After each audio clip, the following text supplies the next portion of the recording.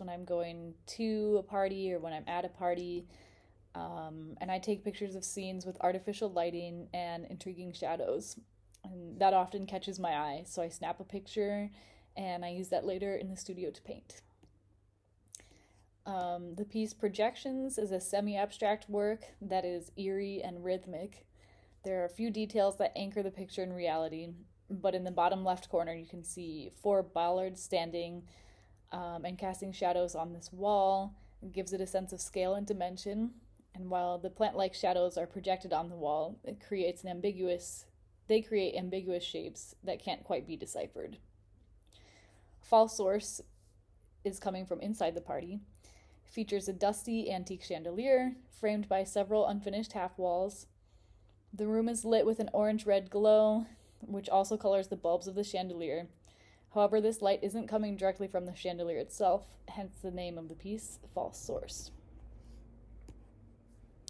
I would describe my artistic style as both figurative and expressive, colorful with a touch of uncanny. In Projections and False Source, both contain this mysterious impetus, but Projections is painted expressively and abstractly, whereas False Source is more figurative.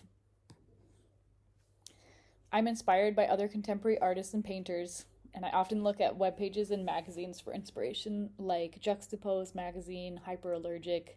I use Instagram too, to see what other painters are dreaming up. I'm inspired by the material itself. I love the process of painting, and I love seeing what paint can do, mixing it with different mediums. The scenes that I paint from are also inspiring. The colors produced by the omnipresent artificial lights at parties and on the streets of Barcelona is a large source of my inspiration. This is a recurring theme in my work, whether it be in the scenes absent of people or in the portraits of partygoers under kaleidoscopic illumination. In my creative process, going to the party is the first step. And from there, I immerse myself in the fun and wait until an inspiring scene presents itself. Later in the studio, I choose from the many, many pictures I've taken and either edit them to boost colors or just start painting directly from the photo. I reference the image, but leave room for the painting to behave the way it does, which is what makes painting so enjoyable to create and to look at. I continue down this artistic path because I keep ending up at parties, and the colors and the lights and the people keep appearing. So I go and I take pictures, and then I want to paint from those pictures. When painting, it feels really good to find a harmonious play with color, and it strikes a chord in me, and I get into a flow with the paint, and painting becomes an active and expressive action. When the painting flows easily and I enjoy the activity, I know it's what I should continue doing. The themes in each painting are unified by the setting where I get my source imagery, the party. From there, color is an inherent property. A night out with strobe lights and neon lights always guarantees that I will have many colorful photos to work from. I always paint with oils, but the surfaces vary. I paint on canvas, mylar, which is a type of reflective plastic, and on high visibility fabric.